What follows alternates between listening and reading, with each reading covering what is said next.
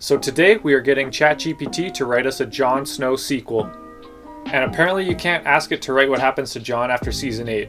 However, you can ask it to write what happens to a guy in Jon Snow's position with the same traits and background, and then change the name to Jon Snow afterwards.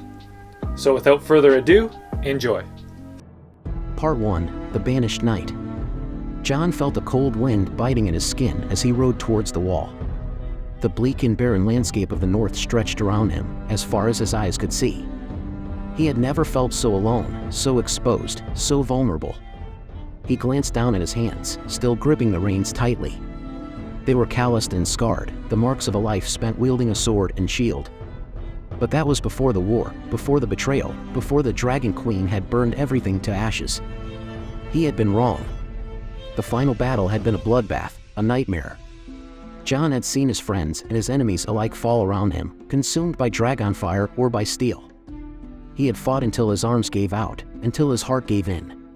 He had witnessed the death of his love interest, the one person who had given him hope and purpose. He had survived, somehow. He had been taken captive by the Queen's forces, accused of treason and sentenced to death. He had awaited his fate, alone and afraid. He had prayed for a miracle, a second chance, a way out. And then he remembered the wall. The Night's Watch, the ancient order of guardians, the last line of defense against the darkness. They were recruiting again, after years of decline and neglect. They were offering a new life, a new identity, a new purpose. Jon had seized the opportunity, without hesitation. He had renounced his name, his titles, his past. He had taken the black cloak, the symbol of his vow to protect the realms of men. He had boarded the ship that would take him to the wall, leaving behind everything he had ever known and loved. And now, he was here. He saw the wall rising in the distance, a colossal structure of ice and stone, stretching higher than any castle or tower he had ever seen. He felt a sense of awe and fear, a sense of insignificance and duty. He urged his horse forward, towards the gates of Castle Black. He saw the other brothers of the Watch, the ones who had already accepted their fate and their mission. He saw their faces, weathered and weary, but also determined and loyal. He dismounted and approached the nearest steward, a gruff man with a scar on his cheek. "You'll be assigned to East Watch, with the rest of the new recruits. Report to Sir Davos Seaworth for further instructions," said the steward. The steward handed him a map and a set of keys, and pointed him towards the gate. "Welcome back to the Night's Watch, boy. You'll find no glory or riches here, only cold and danger. But if you're lucky, you might find some purpose and honor." Jon nodded, and walked through the gate, into the unknown. Part 2. The Bonebreakers Raiders.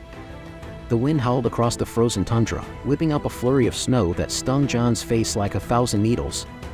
He huddled closer to the fire, trying to ignore the chattering of his teeth and the chill that had seeped into his bones. It was his first night on the wall, and he already missed the warmth of his bed and the comfort of his castle. Jon tried to keep his mind focused on the task at hand, which was to guard their outpost against any threats that might come their way. He had been warned that the wildlings were always looking for opportunities to raid and pillage, and that they could be cunning and ruthless.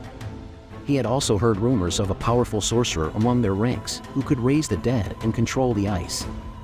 He shuddered at the thought and gripped his sword tighter.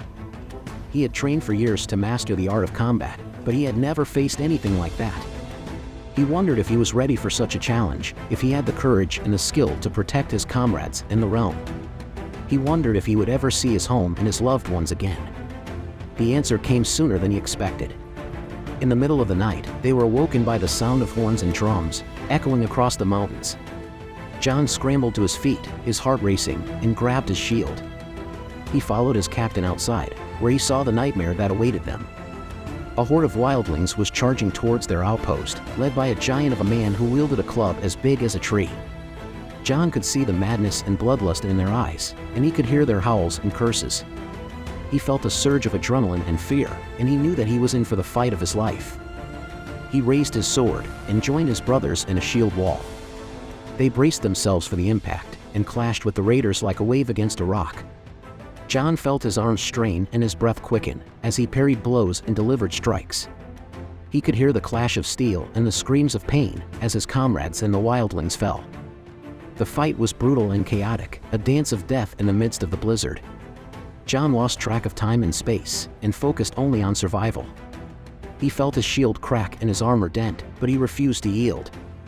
He saw his captain fall and took his place as a leader.